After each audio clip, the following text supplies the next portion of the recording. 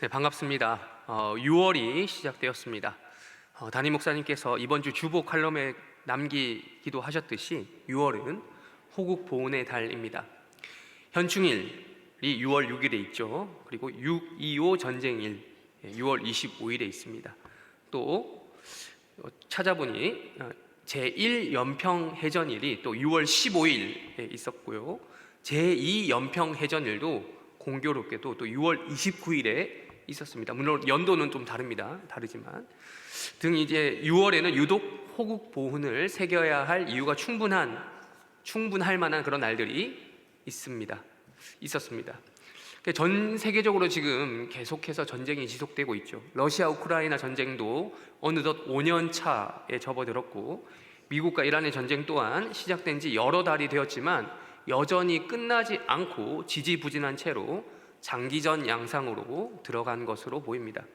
역사를 생각해 보면 우리나라의 전쟁이 안 나고 있는 지금이 오히려 이상하다라고 담임 목사님께서 말씀하신 그런 상황 가운데 있는 것입니다.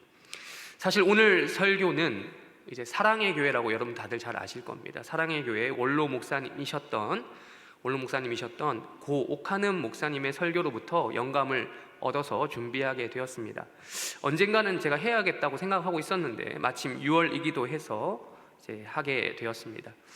여러분들 다들 잘 아시는 이름일 겁니다. 한국교회의 전설과도 같이 여겨지는 그분의 모든 설교를 제가 다 들어본 것은 아니지만 살아생전 그분이 2003년 3월 2일에 전쟁을 모르는 세대를 위하여라고 하는 제목으로 설교를 하셨던 것을 제가 인터넷으로 접할 수 있었습니다. 이건 개인적인 얘기긴 하지만 2003년 3월 2일은 제가 시골에 살다가 서울에 올라온 첫 주일이었습니다. 첫 주일.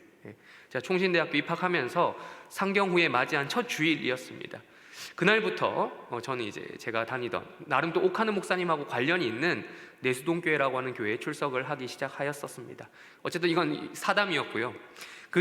이 설교를 들으시면 옥하는 목사님께서는 특유의 그 카랑카랑하는 목소리로 3.1절 다음 날이죠. 3월 2일이니까 그 다음 날인 3월 2일에 전쟁을 모르는 세대를 위하여라는 제목으로 3.1 운동 당시에 우리 민족이 단결하여서 조선 독립만세, 대한 독립만세를 외쳤던 적이 있었다라는 그런 역사적 사실로부터 설교를 시작하십니다.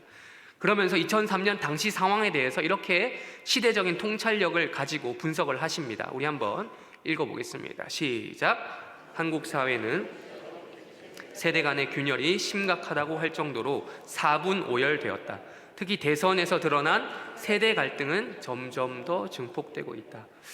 마침 오늘 대선은 아니지만 오늘은 지선일이죠. 지방선거일. 네, 어느 당에 어느 누구에게 각자 소신에 따라 투표하셨을 겁니다. 그런데 누구를 지지하든 누구에게 투표를 했던 간에 현 시점에서 누구나 인정할 수 있는 바가 바로 저것이죠. 그때나 지금이나 2003년이나 2026년 지금이나 한국 사회는 여전히 4분 5열 된 것처럼 보인다라는 것이죠. 그래서 그때 지금 2003년 설교에서 거론되었던 지역, 계층, 세대는 물론이고 이제는 23년 지난 지금은 젠더 갈등이라고 해서 또 새로운 것도 있습니다. 남성과 여성 간의 갈등까지 더하여서 그때보다 더 심했으면 심했지 약화되지는 않았습니다. 그래서 옥하는 목사님에 따르면 특히 이 갈등의 양상은 교회 밖뿐만 아니라 교회 안에서도 존재하는 그 무엇이다라고 하십니다. 그렇습니다. 이 갈등은 단순히 사회적인 것에 한정된 것이 아니라 한국 교회 안으로까지 들어온 그 무엇이라는 것입니다. 우리는 오늘 설교를 통해 23년 전 그 목사님께서 시대를 관통하는 그런 통찰력으로 지적하셨던 것처럼 문제의 원인을 동일한 관점으로 보려고 합니다. 일명 한번 띄워주실까요? 전쟁을 아는 세대와 전쟁을 모르는 세대 간의 대결 구도라는 것입니다. 그래서 사사기를 본문으로 똑같이 잡았는데요. 사사기 본문을 보면서 이렇게 말씀하십니다.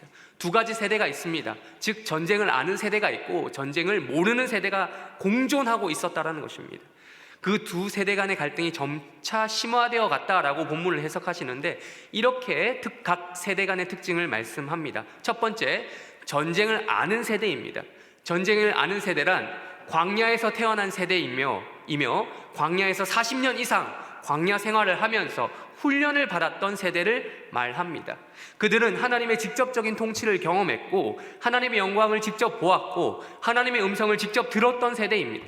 많은 기적을 또한 직접 체험했던 세대였습니다. 이것이 광야 세대, 즉 전쟁을 아는 세대의 특징이었습니다. 그러므로 이 전쟁을 아는 세대란 한마디로 말할 것 같으면, 우리나라의 상황으로 말할 것 같으면 일만 하다가 인생을 다 바친 세대, 전쟁하다가 인생을 다 보낸 세대입니다. 이런 독특한 그들의 경험과 배경 때문에 그들의 정치관은 자연히 전통을 중시하는, 그 대신 변화나 개혁을 잘 받아들이지 못하는 보수주의 경향을 띄었다라고 합니다. 그들의 종교관은 유일신 사상에 철저히 기초해 있었고 문화관 또한 율법에 따라 폐쇄주의를 지향했다라고 말씀하십니다. 반면에 전쟁을 모르는 세대란 그럼 무엇인가? 가나안 정착 이후에 태어난 세대입니다. 광야를 경험하지 못한 세대입니다. 그들은 하늘에서 떨어지는 만나를 먹어본 적이 없는 세대입니다. 바위에서 솟아나는 샘물을 마시지 못한 세대입니다. 그들은 하나님의 음성을 직접 듣지도 못했고 하나님의 영광을 직접 보지도 못했습니다. 기적다운 기적을 체험한 적이 없었습니다. 초자연적인 현상은 전쟁을 아는 세대인 부모로부터 들어서 아는 것이었습니다. 그러나 그들이 경험한 적은 없었습니다. 그들은 가나안 땅에 태어나면서부터 안정된 생활을 누릴 수 있었습니다. 농사를 짓고 양을 치고 평화로운 목가적인 분위기에 젖어서 아름다운 꿈을 먹으면서 자라난 세대였다라는 것입니다.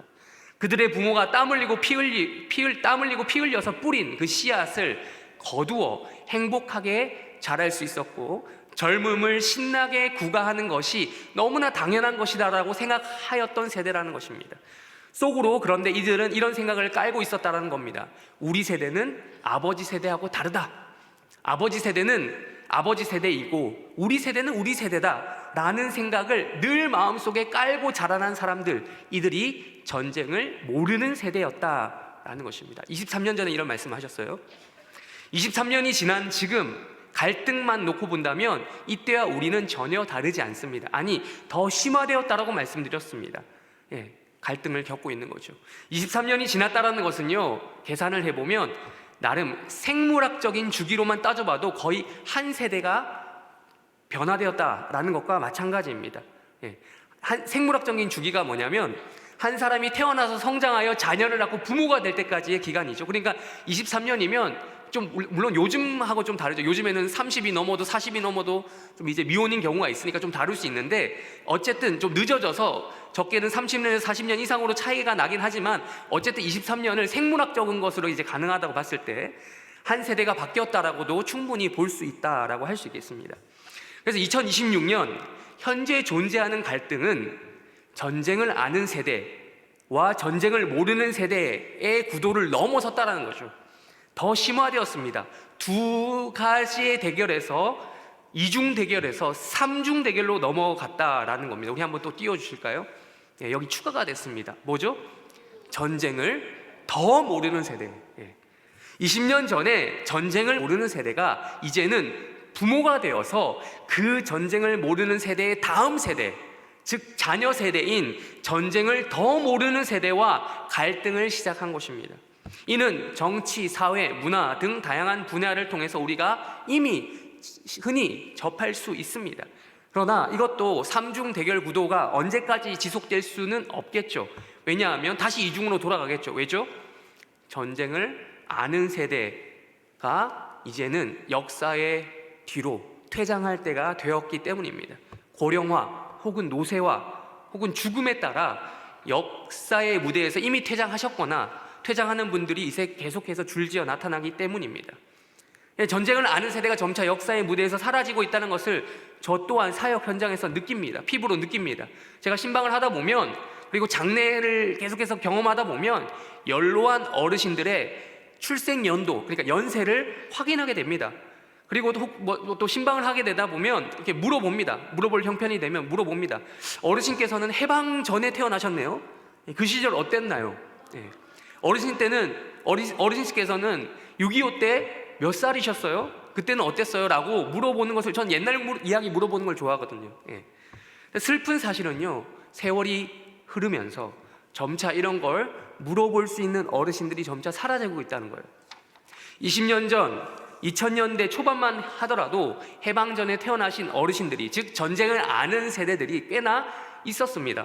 그래서 그 시절의 분위기를 어렵지 않게 묻고 답을 들을 수 있었습니다. 그러나 이제는 세월이 흘러서, 점차 흘러서 해방 전에 태어난 어르신들을 찾아보기 힘들어졌으며, 또 그렇게 태어나신 분이라 하더라도 1945년 어간에 태어나셔서 그때의 기억이 없으신 분들, 워낙 어릴 때라 그런 분들이 대부분이 되었다는 거죠. 또 일제강점기의 이야기를 넘어서 이제는 6.25 시절의 이야기조차 듣기 힘든 시대가 되었어요. 이내 곧 베트남전에 참전하신 용사들의 이야기도 듣기 힘든 시대가 올 것입니다. 제가 지금 왜 이런 말을 합니까? 전쟁광입니까? 제가 주전론자입니까? 그래서 이런 이야기를 들어야 된다고 주장하는 것입니까? 아닙니다. 우리나라 대한민국은 6.25 전쟁 이후에 북한과 정전협정을 그러니까 잠깐 우리 멈추자라는 상태로 휴전에 들어가 있는 엄연한 정전 국가입니다. 휴전 국가입니다. 단지 그 정전 기간이 대략 70년이라고 하는 시간을 거치며 이렇게나 길어지고 있다는 것뿐입니다. 그걸 잊어서는 안 됩니다. 그래서 이런 유명한 말도 있습니다. 영어로 Freedom is not free. 예. 그렇습니다. 우리는 우리에게 주어진 자유를 충분히 누릴 수 있습니다. 그럴 자격이 있습니다. 누리되 이 자유가 거저 주어진 것이 아니라는 것을, 공짜로 주어진 것이 아님을 알아야 합니다. 전쟁을 아는 세대가 비록 역사의 무대에서 퇴장한다 하더라도 우리는 전쟁을 모르는 세대가 되어서는 안 된다는 것입니다. 실전을 치르지는 못하는 상황이라 하더라도 반드시 전쟁이 무엇인지 잘 아는, 그 무서움과 그 공포와 그 힘을 아는 세대가 되어야 한다는 것이죠. 이야기를 제가 들어보니 이번 우크라이나 러시아 전쟁에 군대를 북한군이 파병했다는 얘기를 제가 들었습니다. 여러분들 들으셨을 줄 압니다. 근데 북한군이 이 전쟁을 통해서 많은 특수를 누리게 되었다라고 합니다. 물론 돈도 많이 벌고, 돈 같은 경우는 북한이 1년치 GDP를 벌었다고 해요. 북한 기준으로. 그러니까 되게 많이 번 거죠. 그 나라 기준으로. 물론 우리나라 기준으로 바꾸면 좀 그렇게 많지 않을 수 있겠지만 북한 입장에서 많이 벌었습니다. 근데 돈은 돈인데 돈보다 더 큰 걸 얻었습니다. 가장 큰 것은요, 실전 경험을 얻었다는 것입니다. 제가 군생활 하던 시절만 해도 배웠던 그런 훈련하고는 다른 지금 전쟁의 양상이 벌어진다고 합니다.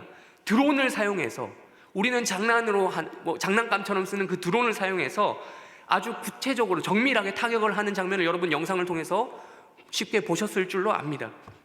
인간이 얼마나 그 앞에서 무력한지 처절하게 느낄 수 있는 그런 현장이 바로 전장이 되었습니다. 북한군은 그렇게 실전 경험을 통해서 구식에 머무르고 있던 전투 교리를 수정했다라고 합니다. 그러니까 우리 입장에서는 정말 무서운 것이죠. 그렇다면 이러한 상황 가운데 우리가 믿는 성경은, 또한 우리의 신앙의 표준으로 삼는 웨스트민스터 신앙고백서는 이 전쟁이라고 하는 것에 대해서 무엇라고 이야기하고 있는가?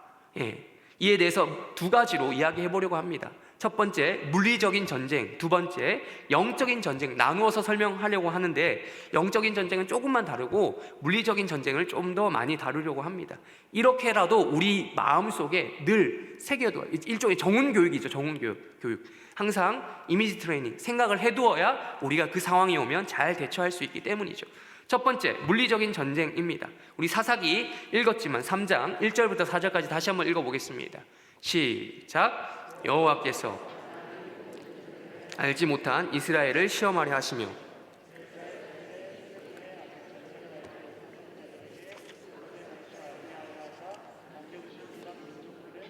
블레셋의 모든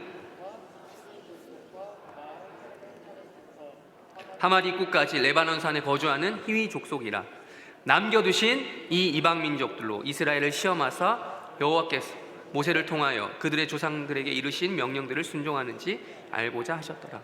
아멘. 네, 그렇습니다. 물리적인 전쟁은 하나님이 이스라엘에게 허락하신 일종의 필요악 같은 존재였습니다. 여러분, 전쟁이 그 자체로 좋은 겁니까? 아니잖아요. 전쟁 좋아하는 사람이 어디 있어요? 전쟁은 그 자체로 선한 것이 아닙니다. 그 자체만 놓고 보면 상당히 악한 것이죠. 사람이 죽어나가는 거니까.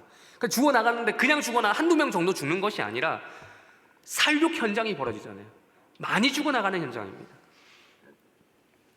그러나 하나님은 그 악한 전쟁을 통해서 이스라엘 자손들이, 자기 백성들이, 그리스도인들이 전쟁을 몰라서 하나님을 모르는 불상사를 원하지 않으셨습니다.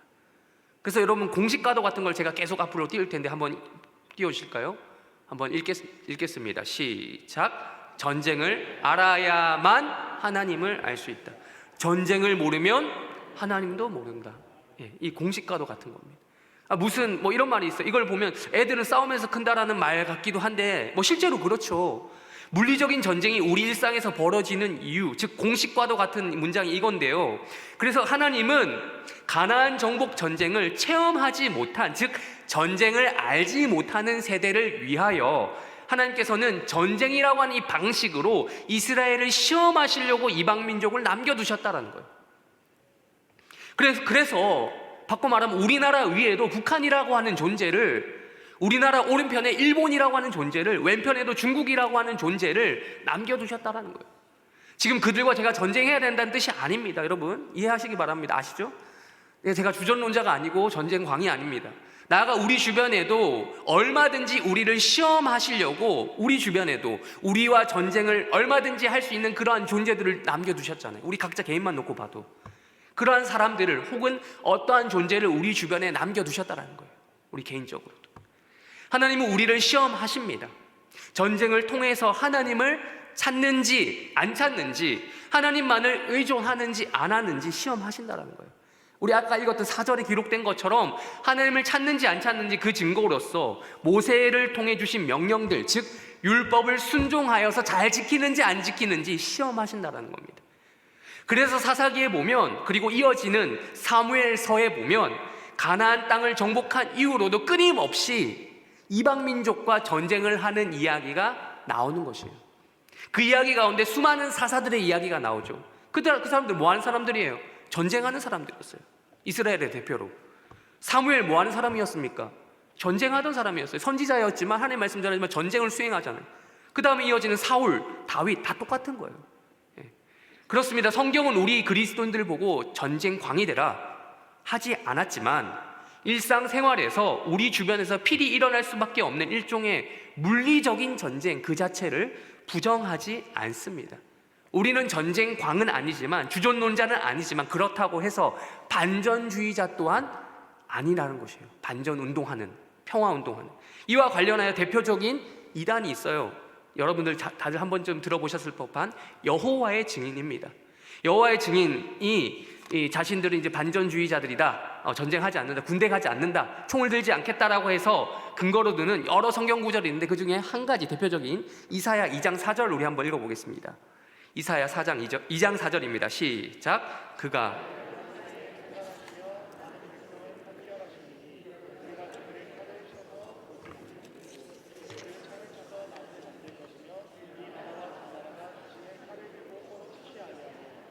다시는 전쟁을 연습하지 아니하리라. 여호와의 증인들은요, 요것과 더불어 몇몇 개를 가지고 이제 양심적 병역 거부, 여러분 들어보셨습니까? 그래서 총을 들 수 없다, 집총 거부 하면서 입대까지 거부를 합니다. 그래서 2018년 이전까지만 해도 1년 6개월간의 실형을, 대한민국 법에 따라 실형을 살아야만 했는데, 교도소에 가서. 2018년 이후로 대법원의 판례가 바뀌었습니다. 그래서 종교적 신념에 따른 양심적 병역 거부를 인정하는 일이 생겼어요. 그 결과 그 대신 기간이 많이 길어졌어요. 36개월째. 그러니까 빨간 줄은 안 끄이고 기간이 많이 길어져서 36개월짜리 대체 복무제를 이행하며 군사훈련을 하지 않아도 되었습니다. 그러니까 자신들의 신념이 그거죠.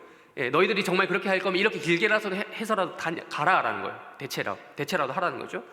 자신들의 비폭력주의 혹은 반전주의에 대해서 지지를 호소하는 성경 본문이 이거 말고도 몇 더 있긴 한데, 자, 이것만 얘기하자면 이사야서 2장 4절이 바라보는 상황은요, 이 4절만 보면 안 돼요. 4절만 보면 우리 오해하기 쉬워요. 우리 맥락상 2장 2절도 우리 한번 읽어보겠습니다. 2장 2절 읽겠습니다. 시작. 여기까지만요. 자, 뭐라고 돼 있어요 앞에? 말일에. 말일이 언제예요? 마지막 날. 언제예요? 주님 다시 오실 날. 예수님이 재림하시는 그날이 되면 진짜 그때는 칼도 필요 없어요. 창도 필요 없을 거예요. 평화의 왕이시잖아요. 그분이 오시면 세상이 평화롭게 될 거예요. 말 안 해도. 다시는 전쟁이 있지 않을 거예요. 그러나 아직은 어때요? 그런 세상이 아니죠. 아직은 이 세상에 죄가 차고 넘칩니다. 물론 죄가 넘치는 곳에 은혜도 넘친다라고 로마서에서 말씀은 하지만, 죄가 넘치는 만큼 그 죄가 주는, 그 죄의 분량이 주는 무시무시한 영향력이 있다는 거예요. 그 죄의 영향력 가운데 있는 사망 권세가 여전히 우리 주변에 있어요. 그러니까 이 말씀을 잘못 이해한 것이죠. 죄가 넘치는 이 세상은 절대로 그 자체로 절대 긍정적일 수가 없습니다. 여러분, 가인이 가장 최초의 살인이라고 하는, 죄가 구체적인 형태로 사람과의 사이에서 드러났던 가인이 아벨을 살해한 이유 무엇입니까? 단순합니다. 명확합니다. 죄 때문이었습니다. 우리 창세기 4장 7절과 8절 읽겠습니다. 먼저 읽겠습니다. 시작. 내가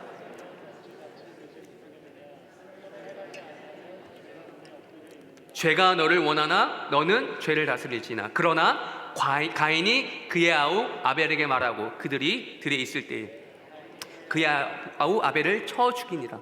죄 때문에 이렇게 죽였어요. 간단하게 그렇게 쳐 죽였다. 그 하나님의 경고를 듣고도 죄가 너를 그렇게 한다. 듣고도 죽였다. 죄가 얼마나 심각한 건지 보여주죠. 그러나 또 어떻게 또 이어지는지 4장 22절과 23절도 우리 한번 읽겠습니다. 시작. 실라는 두발 가인을 낳았으니 그는 구리와 쇠로 여러 가지 기구를 만드는 자요, 두발 가인의 누이는 나아마였더라. 라멕이 아내들에게 이르되 아다와 실라여 내 목소리를 들으라. 라멕의 아내들이여 내 말을 들으라. 나의 상처로 말미암아 내가 사람을 죽였고 나의 상함으로 말미암아 소년을 죽었다. 자, 실라, 두발 가인, 라멕, 다 이 사람들은 그겁니다. 이제 가인의 후손들이에요. 가인의 후손들이 가인과 거의 똑같은, 아니 더 발전된 형태로 정교하게 죄를 저지르는 장면이 나오죠. 어떻게 합니까? 구리와 쇠로 뭘 합니까? 구리와 쇠를 만드는 자, 기구를 만드는 자가 어떻게 합니까? 라멕, 그 후손들이 사람을 죽이는 데 쓰는 거예요. 죄가 이 땅에 유입된 이후로 구리와 쇠로 만든 기구, 즉 칼과 창이겠죠.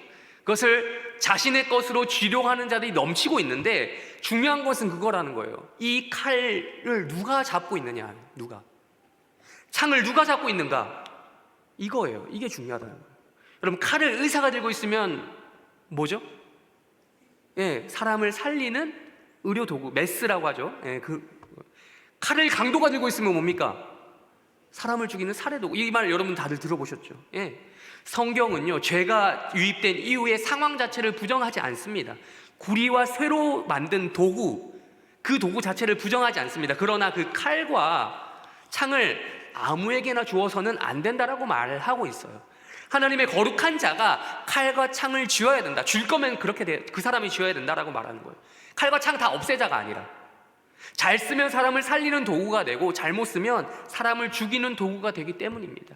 우리 사무엘상 17장 45절도 읽겠습니다. 시작. 다윗이 블레셋 사람에게 이르되 너는 칼과 창과 단창으로 내게 오거니와 나는 만군의 여호와의 이름 곧 내가 모욕하는 이스라엘 군대의 하나님의 이름으로 내게 가노라. 아멘.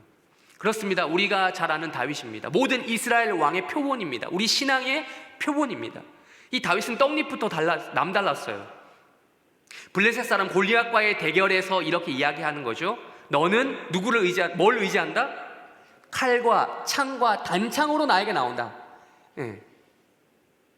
너는 그것을 의지한다라고 지금 골리앗에게 선포하고 있는 거죠. 그러나 다윗은 무엇이라고 얘기합니까? 나는 그것이 아니라 칼과 창과 단창, 구리와 쇠로 만든 그 기구보다 뭘 의지한다고요? 만군의 하나님 여호와의 이름을 의지한다. 그게 내가 가진 강력한 무기다라고 이야기하는 거예요. 여러분, 여기서 끝나면 안 돼요. 이러면서 무기를 아예 안 썼나요? 다윗이 그 자리에서 기도만 했나요? 골리앗이 알아서 그냥 죽어줬나요? 아니죠. 다윗도 무기를 썼죠. 하나님의 이름을 위하여, 하나님의 영광을 위하여, 하나님의 백성 이스라엘을 구원하기 위하여 구체적으로 무기를 써서 전쟁을 했잖아요. 우리 사무엘상 17장 50절 51절도 읽겠습니다. 시작.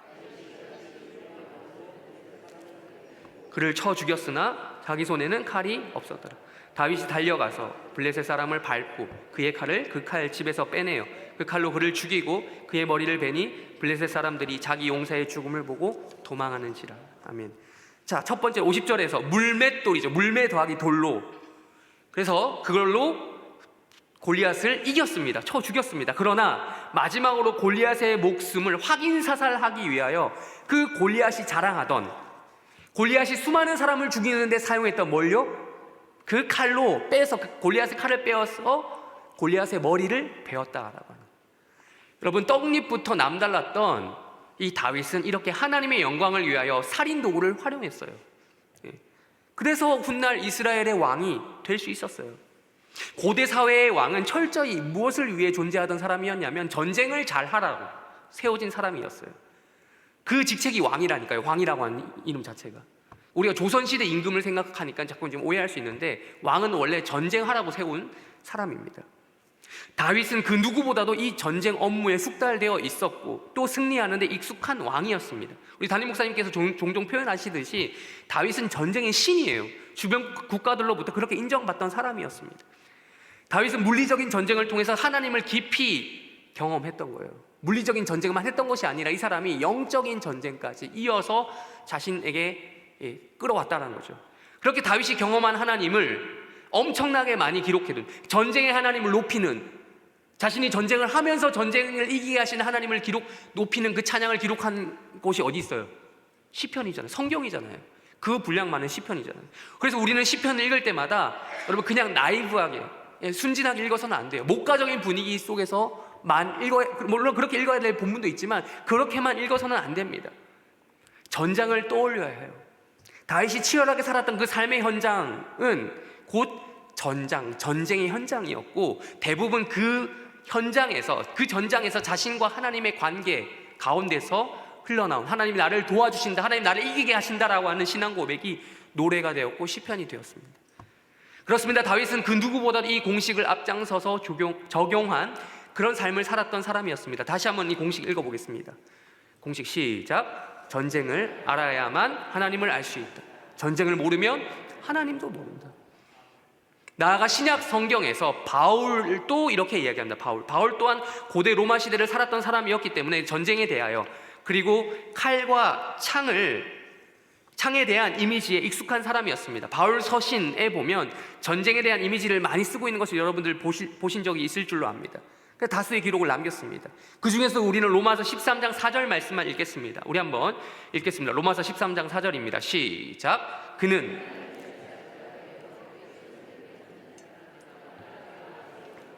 두려워하라. 그가 공연히 칼을 차고 있는 것이 아니니 곧 하나님의 사역자가 되어 악을 행하는 자에게 진노하심을 따라 보응하는 자니라.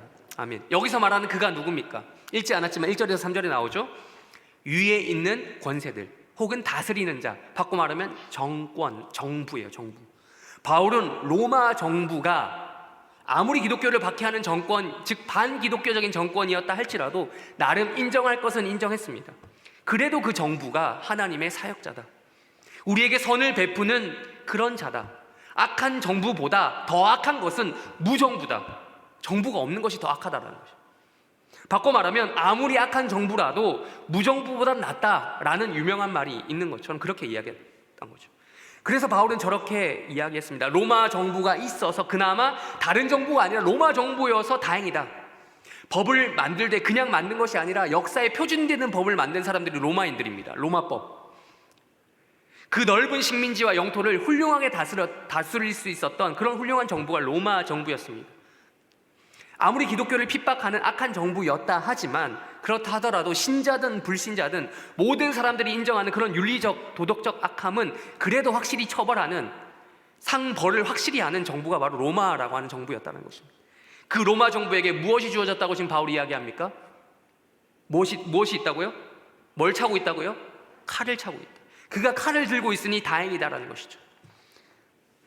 다른 정부보다 낫다. 어줍지 않은 정부, 아니 무정부보다, 그 무정부 가운데 생길 만한 혼란보다, 너도 나도 다 칼을 들고 있는 것보다 확실히 할 그 로마라고 하는 반기독교적인 정부라도 그가 칼을 들고 있는 것이 낫다라고 이야기하는 것입니다. 이러한 바울의 정신을 이어받은 우리 청교도 혹은 장로교 선배님들은 웨스트민스터 신앙고백서 23장 1항 2항을 통해 이렇게 칼의 정신, 전쟁의 정신을 표현했습니다. 우리 한번 23장 1항 먼저 읽겠습니다. 1항 시작. 온 세상에 왕이신 하나님께서는 위정자들을 세우셔서 자기 아래 두시고 자기 자신의 영광과 공공의 유익을 위하여 백성을 다스리게 하셨으며 이 목적을 위하여 그들에게 무력을 허용하셨으니 이는 선한 자들을 보호하고 격려하는 한편 악을 행하는 자들을 벌하기 위함이다. 우리 2항도 읽겠습니다. 시작. 그리스도인들이 공직자로 임명될 때에 공직을 맡아 수행하는 것은 적법하다. 그 직분의 종사함에 있어서 각 나라의 건전한 법률에 따라 경건과 평화를 유지하도록 해야 한다. 지금 신약시대에는 정당하고 필요한 경우에 전쟁을 일으키는 것은 정당하다. 여기 두 가지의 표현을 주목하세요. 1항에는 무력을 허용했다. 2항에는 마지막 부분에 정당하고 필요한 경우에 전쟁을 일으키는 것은 정당하다. 제가 지난번에 말씀드렸는지 모르겠지만 웨스트민스터 신앙고백서는 단순히 신앙고백, 즉 종교적인 것에 한해서 하나 목적만으로 모인 것은 아닙니다. 그러니까 그때 당시 왕당파와 의회파가 막 싸웠는데 왕당파와 맞서 싸운 의회파, 즉 청교도와 장로교도들이 정권을 장악하고 나라를 바로 세우려고 우리로 치면 여의도 국회의사당 같은 런던의 웨스트민스터 그 의회 회당 거기에 모인 것입니다. 궁전에. 물론 보시다시피 웨스트민스터 신앙고백서가 의미가 있는 것은 철저히 성경에 기초해 있는 교리 문서이기 때문에 그렇습니다. 그래서 바울이 로마서에서 말씀했던 것처럼 똑같이 웨스트민스터 신앙고백서가 표현하고 있는 거예요. 우리 봤던 것처럼 그들에게 뭘 허용하였다? 무력을 허용하였다. 그렇습니다. 그런 의미에서 우리는 공권력을 인정해야 됩니다. 나아가 정치에 있어서 수동적이었던 과거보다 능동적인 민주시민으로서 살아가고 있는 현실 속에서 공권력이 바로 세워질 수 있도록 나름의 적당한 관심을 두어야 합니다. 그게 바로 오늘 우리가 하고 오신 선거, 투표와도 같은 행위라는 것입니다. 왜냐하면 이게 누구에게 무력을 허용할 것인가, 누구에게 칼과 창을 쥐어줄 것인가와 같은 아주 중요한 문제이기 때문이에요. 여기서 우리가 잊지 말아야 될 정황이 있습니다. 앞서서 여호와의 증인에 대해서 제가 말씀드렸던 것처럼 과거에는 이 웨스트민스터 신앙고백서가 작성될 당시에는 종교개혁 시절이죠. 그때는 여호와의 증인과는 비교할 수 없을 정도로 당시 사회에 악영향을 끼쳤던 집단이 있었습니다.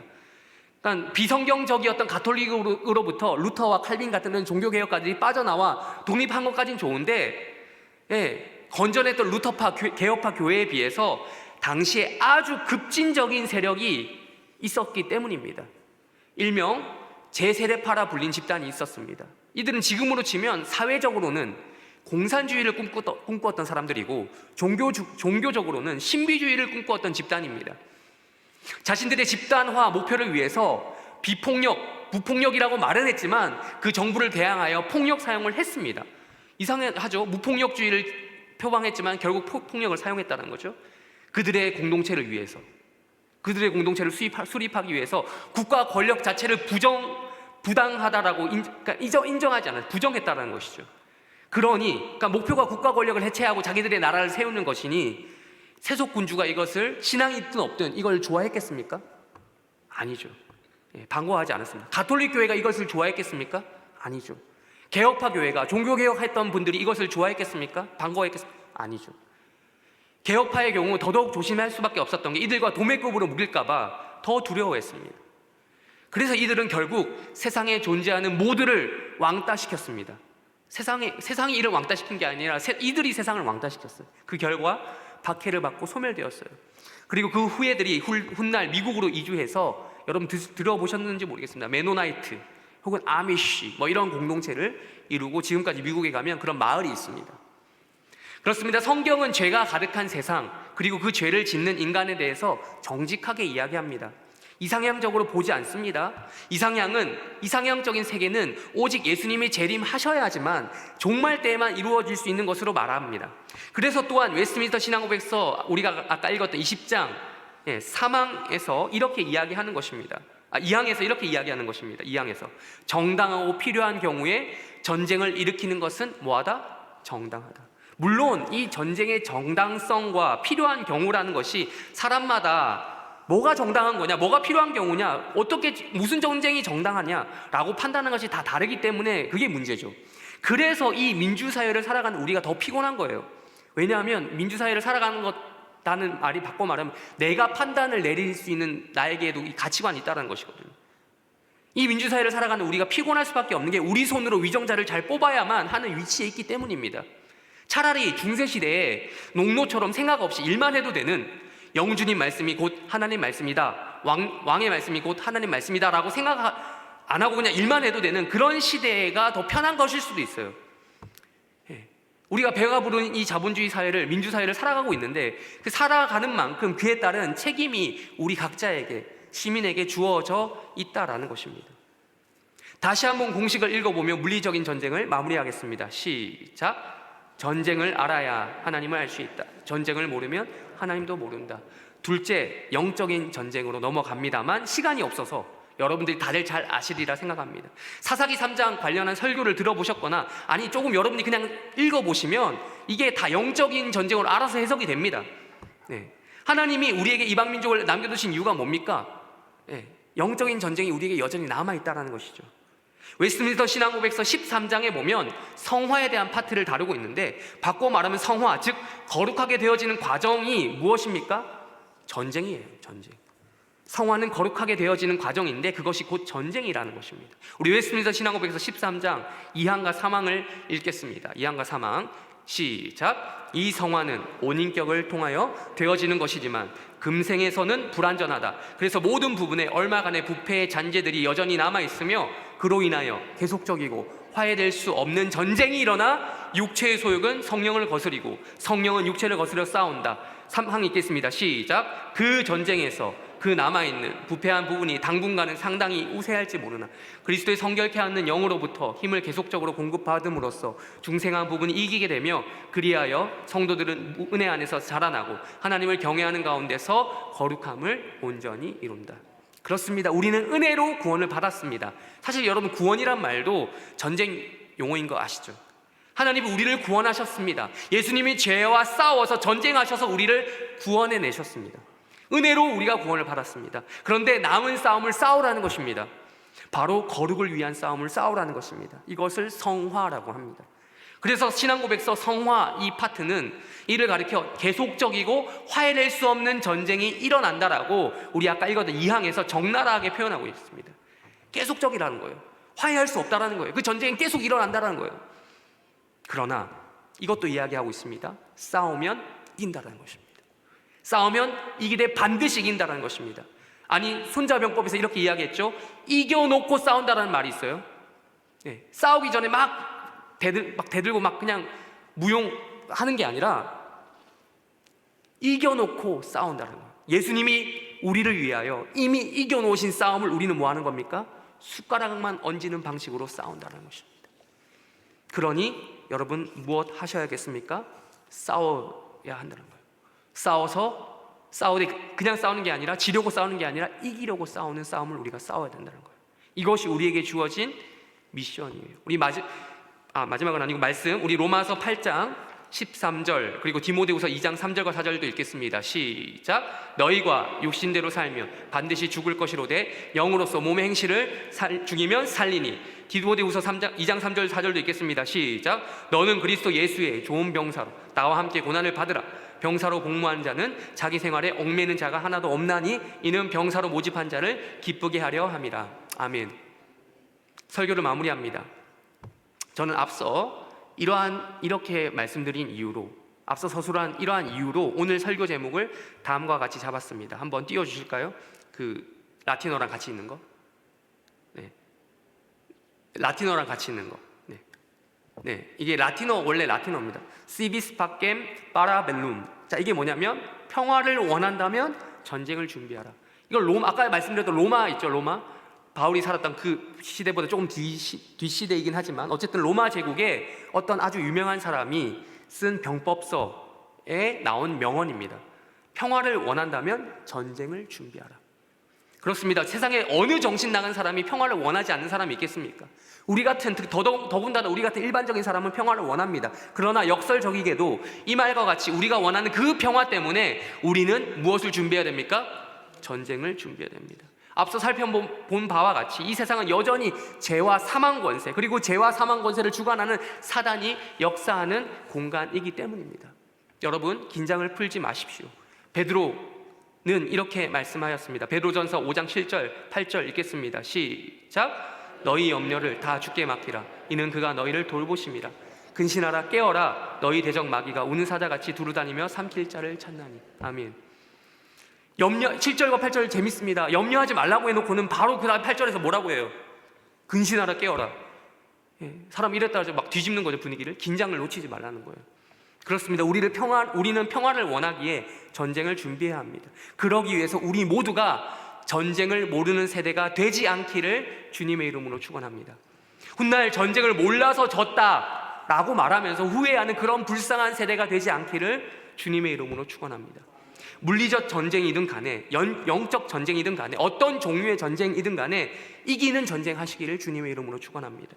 그래야 항상 실전에 대비하시고 훈련을 하시고 또 훈련하셔서 연습하셔서 전쟁을 누구보다도 잘 아는 세대로서, 즉 언제든 실제 상황이 닥치면 실전에 투입될 만한 그런 세대, 평화를 원하기 때문에 그 평화 때문에 내 목숨을 바칠 준비가 되어 있는 세대, 우리 후손들을 위해 그럴 각오가 되어 있는 세대, 평화를 원하기 때문에 전쟁을 준비하는 세대, 무엇보다도 앞서 여러 번 말씀드린 공식처럼 전쟁을 알아야만 하나님을 알 수 있다라고 고백하는 세대, 전쟁을 모르면 하나님도 모른다라고 고백하는 세대가 되기를 간절히 주님의 이름으로 바라며 축원합니다. 기도하겠습니다. 하나님 아버지 감사합니다. 오늘 이렇게 호국 보훈의 달을 맞이하여 평화를 원한다면 전쟁을 준비하라 라는 제목으로 하나님의 말씀을 전했습니다. 우리가 신조의 고백과 성경 말씀의 교훈처럼 평화를 정말 원하기 때문에 늘 전쟁을 준비하는 그런 복된 백성들 될 수 있도록 도와주시옵소서. 감사하며 예수님의 이름으로 기도합니다.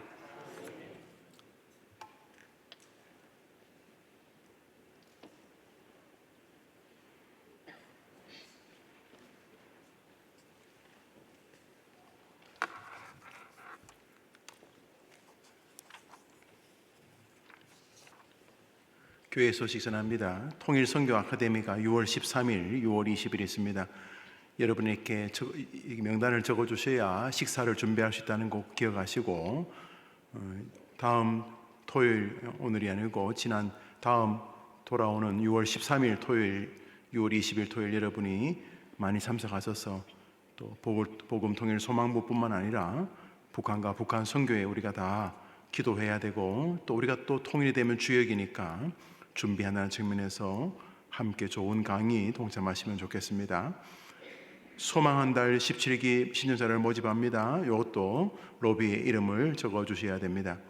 김지영 강도사님의 결혼식이 오는 토요일 5시 기독교 연합회관 3층에서 있습니다. 교회 출발은 3시입니다. 함께 신앙생활하던 김송은 집사님의 어머님께서 어제 하나님의 부르심을 받으셨습니다. 전주 온고을 장례식장입니다. 교역자들은 오늘 위로 예배를 드리러 갔는데 예배를 마치고 돌아오는 주일 아마 뵐 수 있을 것 같습니다. 여러분들이 우리 집사님 만나면 많이 위로해 주시기를 바랍니다. 우리 부목사님이 말씀을 잘 전해주셔서 즐거웠습니다. 왜 즐겁냐 하면 시간이 자꾸 길어지는 걸 본인이 부담을 가지는데 좋은 거 하나는 전할 메시지가 있다는 이야기입니다. 물론 뭐 설교 준비를 안 해서 중원 부원하면서 길어질 수도 있지만은 역력하게 자기가 준비한 것을 다 전하지 못해서 억울한 심정으로 내려가는 모습이 참 좋고 열정적이어서 좋고 은혜를 받아서 좋습니다. 안 좋은 것은 담임 목사가 나와서 기도할 때까지 눈치껏 기도해야 되는데 자기 기도 끝나고 들어가 버리면 강대상이 또 비어지지 않습니까?